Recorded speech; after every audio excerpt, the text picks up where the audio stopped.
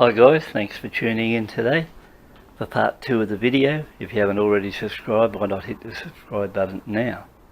So, between the two bikes, so if you recall on the first one, we're going to give these a bit of a fun test between the Honda CB500X and the Royal Enfield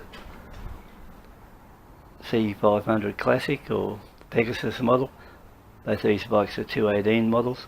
Since the last video, I've swung this one back now to stock standard, so the sports muffler has been removed. So it's just running standard, totally stock standard now, as you buy it with the 27 horsepower. The only thing I've done to it, I've fitted foam grips and heavier bar end weights to calm the vibration a bit, which they suffer from. But apart from that, everything's standard. This one naturally is totally stock standard, so it's ready to roll. So the big question is, which one will I take first? And I think I'll experience a 47 horsepower before I swing back to the lower power job.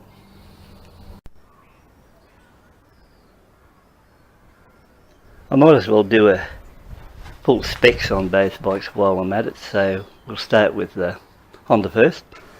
So this bike weighs in at roughly, and when I say roughly in Australian slang, that means pretty close to the figure, so might not be 100%, but it's pretty close. This one weighs in at 195 kilos, roughly 430 pound. So it's got a seat height of 810, or I suppose 32 inches.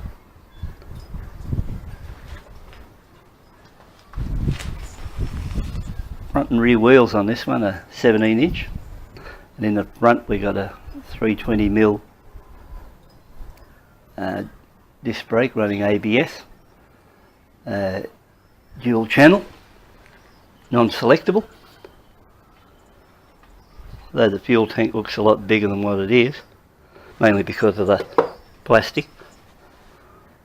It's 17.5 litres, or say 4.5 gallons. That'd be 4.5 gallons. That may be US gallons. So, apart from that, and running a lot bigger tyre on this one for a 17-inch wheel when you consider what's on the Enfield. So that you've also got with this bike front and rear LED lights. I think they look pretty good. Adjustable windscreen. I'll be able to put that to the test. Then you got your 500cc motor putting out roughly 50 brake horsepower or 35 kilowatts. On these bikes it's redlined at 8,500, I think the maximum, or the red line is, and it's got a, I know the red lines I think it's 9.1 cut out, and 8.5 you can take it to. Probably won't worry me that much because I'm not a rev maniac, so I think with the 50 horsepower available, that should be plenty good enough.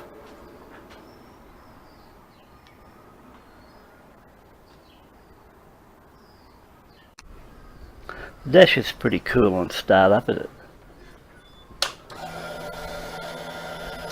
Flicks around. You can see I've done 34 kilometres since I've purchased it. You got a fuel gauge over here to the left, the actual speed there, clock down the bottom, and up along the top section your rev counter, and you got your warning lights up here, neutral, ABS, oil, etc. What I do like about the start on this bike is when you press the button,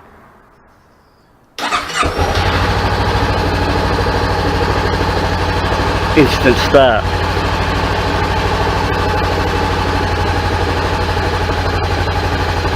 So that's a good feature. Overall, I think it's a pretty nice looking bike. on tests they never really, and I read plenty of reviews on it and looked at plenty of YouTube videos, and the main problem, if any, was about it was the horn switch here was often mistaken for the indicators, and it had no gear selector, so that's what I mentioned in the first part one of the review, and apart from that they were just the two items that ever come up on the bike that they weren't happy with. We might swing over to the Enfield now and take a look at it. So let's take a look at the Enfield now. It also comes in around about 195 kilos or 430 pounds. So the thing about this bike is there's virtually no plastic at all on it. Oh well, actually there is, I just remember now. That chain guard in there is the only plastic piece on the bike. And I don't know why they go back to plastic, because if you look back a year or two ago it was metal, plastic, metal. Now it's swung back to plastic again. So we've got exactly the same weight as the Honda here. Seat height on this one's 800mm, so about 31 inches, so you've got a 31 inch seat against a say 32. Your tank, it's I think roughly about 13.5 litres, so a bit over 3 gallons. Your motor here, then you get a 500cc single, putting out 27 horsepower, so you've got 280mm front disc on this, and this bike also ABS, so it's a 2-channel ABS but not switchable. You've got a very simple dash on it. All you've got there is read the speedo odometer. Down this way you got your reserve fuel light, engine check light or mill light, and then when you turn it on in this section here you've got the ABS indicator, which will go out once you hit up to 5k's.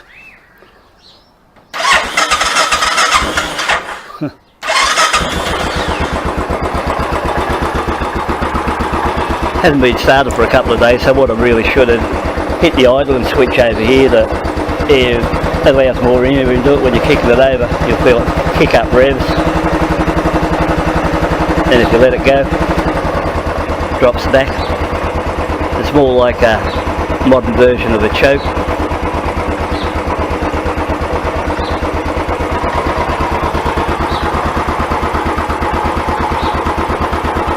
But you would have to say, compared to the Honda, this is a more primitive style of bike. So it really is like a trip back 50 years, except you are virtually riding a new bike. You can see a bit of vibration, and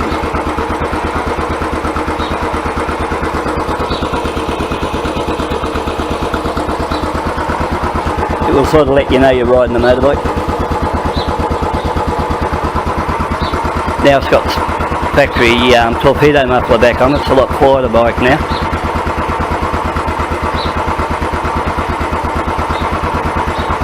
So if you hear this running,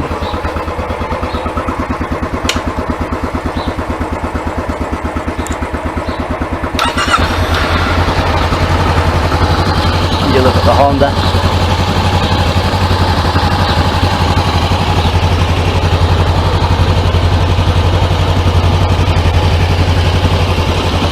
And back over.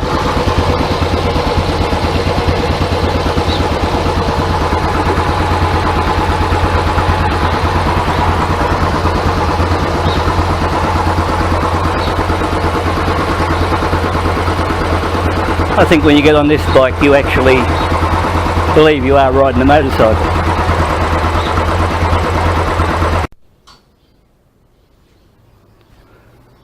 Now when you look close at these Enfields, and you know, you've really got to have a few to know or have studied them fairly well. All these new C5s come with a 19-inch front wheel, 18-inch rear, and the very new models starting from late I think October or something last year.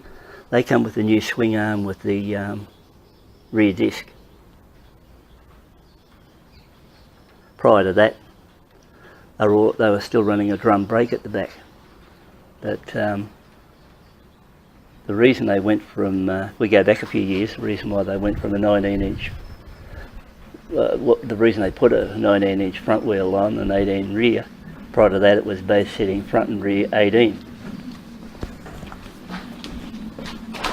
Those early models had an offset front fork, not like the newer models had it straight. I think if I was given anyone advice to buy or they were contemplating buying a Royal Enfield,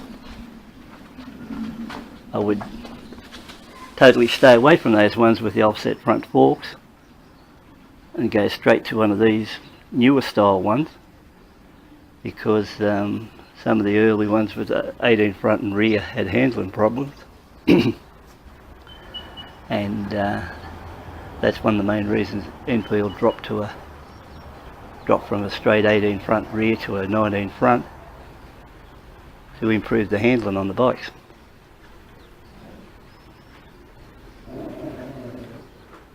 So that may be something worth thinking about.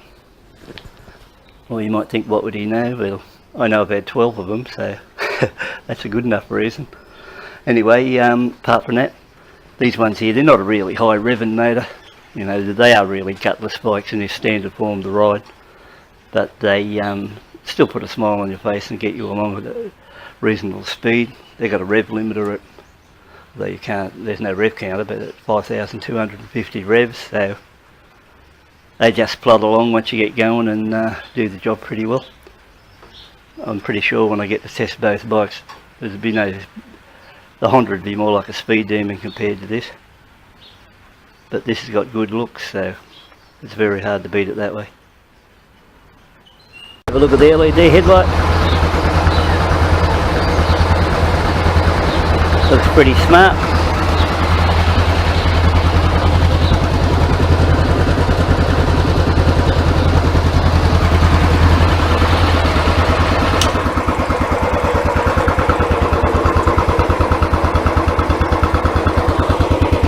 This one here is Euro 4 too, or they're both Euro 4 bikes, that's why they've got headlight on, but this is bastard shakes. There, so if you look at it like that, these are only bulb on these bikes, or halogen at the front. Still a pretty strong headlight.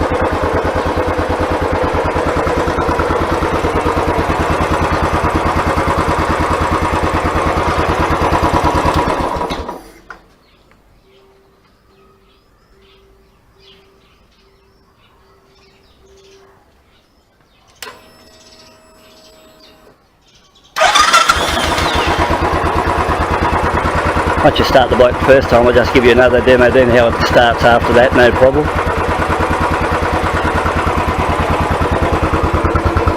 You've got this solo seat which sits on springs, but they're a pretty hard seat, so you know, like, they're not ones you can put in huge amount of miles on the day, although they do vary from year to year. This one seems a bit softer than the one I had in the previous model, so looking at it that way, sometimes you can get on them after 50 mile, 80k, something like that. You want to get off and have a rest. And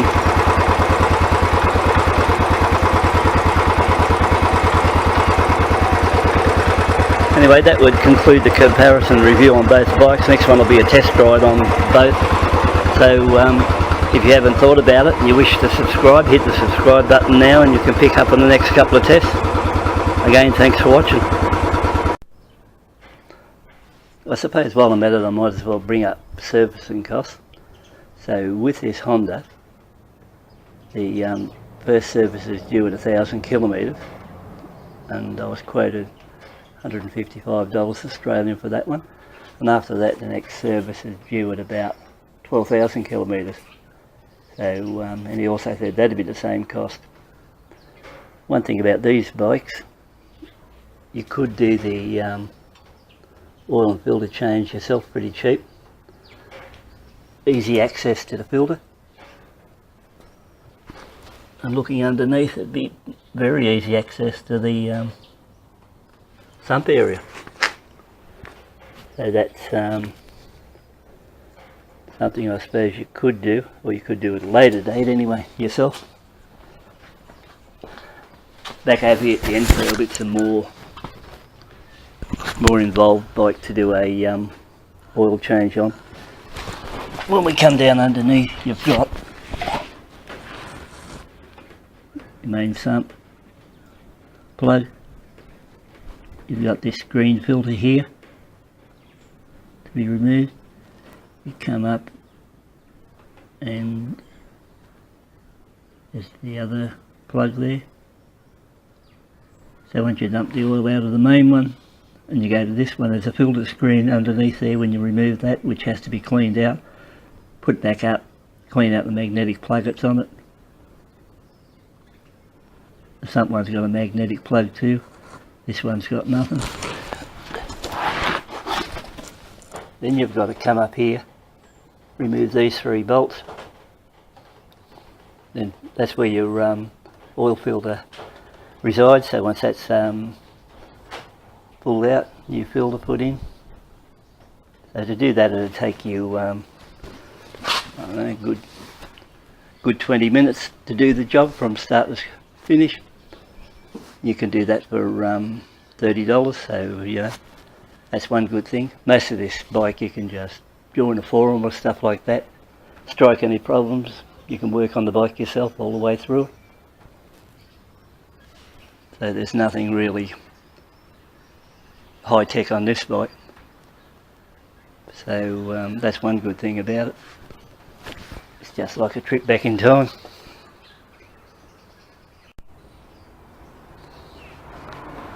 I suppose you would have guessed by now anyway, when you're watching these videos, you might come across the odd mistake and error. I don't know what I'm talking about, but I don't bother editing or something like that. I just put them up for people to have a look at, and if they want to have a look at them they can. If not, it doesn't really matter.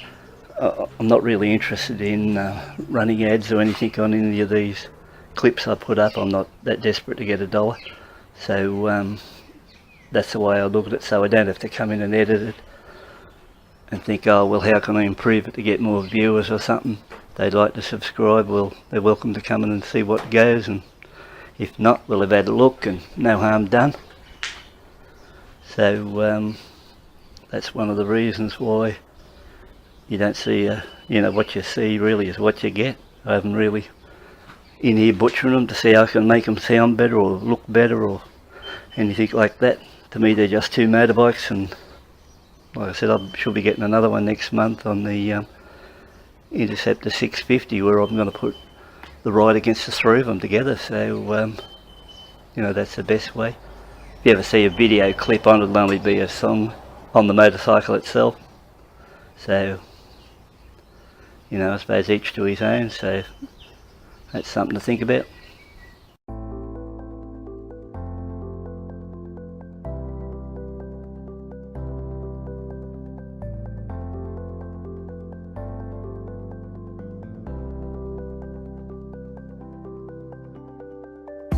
It was a cold and frosty July morn when I kicked the sheets and greeted the dawn. Grabbed my jacket and badge hat too and headed off on my tri-state 500cc of just raw power. Lonely corners, wine by the hours. Classic day, just for a ride with me on my chrome with the world by my side. The world thumper shoe, but no flat out and fifth as the taco floats. The 518 tingle and run the bars, my hands near numb and still no cars. The needle sits on a steady 80, and the flickers back to a to and fro. A banker deep into a hairpin bend, scrape the banks, but it's not the end. Drop down to a lower gear, hit the throttle and green with fear. I Crank her over, then power her on. Scrape the tube, but nothing wrong. Back up again and on the strings. Power her on, then set her straight. There's no place I think I'd rather be than chill in the country on a 500cc. 500cc. 500cc. 500cc.